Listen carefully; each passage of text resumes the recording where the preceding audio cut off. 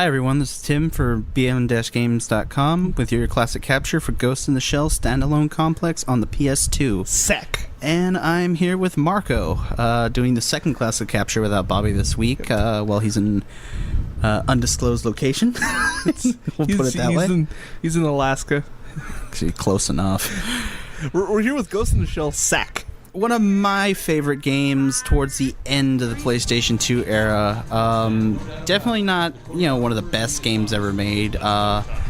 It's pretty good, sticks close to the series. Graphically, it was pretty good. It's basic platformer. Does, kind of like... It tries to be Devil May Cry without the swords, where you get to jump around, shoot. Like I said, it's definitely a really good game, sticks close to the series. All the voice actors from the television series are the same, the licensing. Love the kind of cyberpunk design to everything to this. It's something I really like. What year did this come out? This came out, I believe, 2006, around then. I know it was still a few years before the PS3, but then again, it was one of the kind of the last games I would say that really came out on the PS2, the last ones I wanted. Definitely after Final Fantasy X-2, something like after 12. So I mean that kind of gives you a little better idea. It really sticks to. Like I said, it keeps sticking to the series, kind of like the debrief, the way they're talking. Everyone's in a conference call. So, I mean, staying true to the series is one thing that this game does really, really well. I will say that from what I've seen of Ghost in the Shell, that it does have that very story-oriented, where you most of it is just a debrief. Yeah. The mission itself doesn't take very long, but they have to fill you in with all the information. Yeah, the dialogue is actually really, really good. Yeah, I mean, the dialogue flows real well, even while you're in-game, when they're giving you more information about your objectives. It still flows really well, where you do have to listen to it, but you can still walk around, shoot, and whatnot while you're getting the information. Also, what's kind of cool is this does stick a little close to the original Ghost in the Shell game on the PS1, which we're going to do another classic capture for pretty soon here. So jumping in, obviously, literally, she's got to jump out of a helicopter, just like she's got to jump out of everything at the start of everything Ghost in the Shell. Seeing them in 3D is a little surreal. Well, this kind of 3D. I will say this: I preferred her 3D model in this compared to the 3D intro for the first season of the series. It's just a lot more detailed, I think. Game doesn't quite hold up as well as it used to.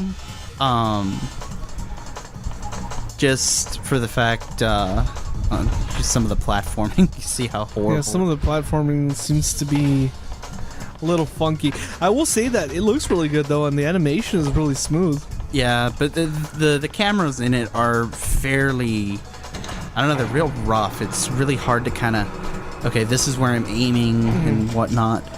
But no, I mean, it is kind of smooth. We've actually cut quite a bit out because it takes a little bit to get here. But this mission, there's not that much action.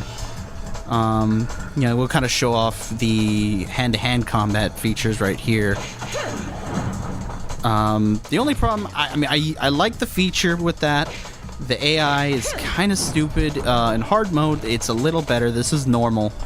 The only problem with it is the hand-to-hand after you do the 3-kick thing, as soon as you do the hand-to-hand and you... It's an insta-kill, isn't it? Well, no, it's not that it's an insta-kill. It's just the slow motion when she, breaks the neck or whatever. It just does that.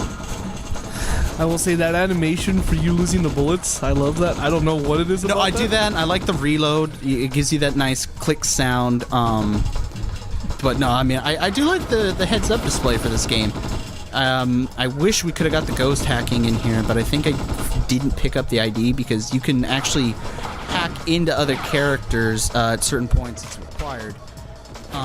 But you can hack into them and actually use them against them. So, I mean, in some areas where there's a lot of enemies, you hack into a guy you can just kind of sacrifice him by, you know, making him blow everyone away until they've killed him, and then just go in there and finish him off.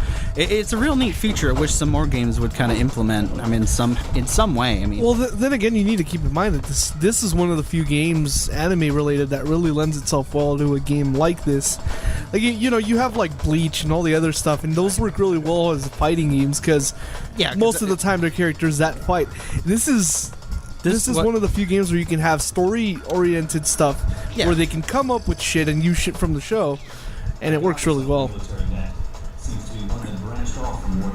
Yeah, that's why. I mean, I won't say it's one of the best games on the PS2, but this is still one of my favorites. Just that it sticks close to what it's supposed to be. As far as a shooter, it's okay for being a third-person shooter. I remember playing the standalone complex on the PSP, which is actually it's a completely different game from this one. That one you play as first person throughout the whole thing. I'm hoping maybe we could do a classic capture for that sometime soon also. Or a quick look. I think that would fall under quick look.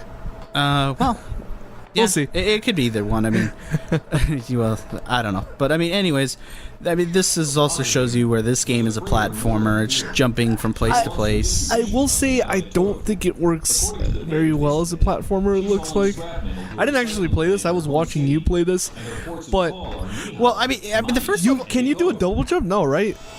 You can do double jumps on walls. You can wall jump. You can wall jump. I don't know. You fell. I will be honest. You fell 2 times there, and it was legit fall. Like you were right at the edge, and it fell. Well, no, because I was also still getting used to controls a little. And now this is the multiplayer this game has, which right now it's kind of bare bones because we weren't doing it off my old save that I have. Because you can unlock all the characters from the series. Right now you just kind of use the standard terrorists that, you know, you fight in the normal game. But you can unlock different weapons, different grenades that you can do your loadout with. But I mean the main thing is switching the characters because mostly here I'd play like the Major just for the facts her dodges are a hell of a lot better. So Timmy's on the left, I'm on the right. Yeah, I get I get my ass kicked. I got the first kill, I think. Yeah. It's very Gears of War-ish. It actually works really well. It's not all that bad. Well, yeah, I also got to figure this was pre-Gears of War too. Yeah. So, you know, kind of guess some of it might. Yeah, I mean, it's got that kind of heavy feel, that kind of running too. I like that you can use all the features like the invisibility and hacking and stuff. Well, you can't use the hacking in the multiplayer, but no, yeah, you do get like the invisibility. There are a few other bonus perks. I don't quite remember what they were. How rare is this? How hard is it to get? This game is easy to get. I mean, GameStop you can get it for like $5 or less. It's very easy to get your hands on. And I mean, if you're a fan of the series, it's definitely something to try out. Even if you don't like it, it's not going to cost you much to give it a shot. Everyone, this has been our classic capture for Ghost in the Shell Standalone Complex. Please email us at bn-games.com.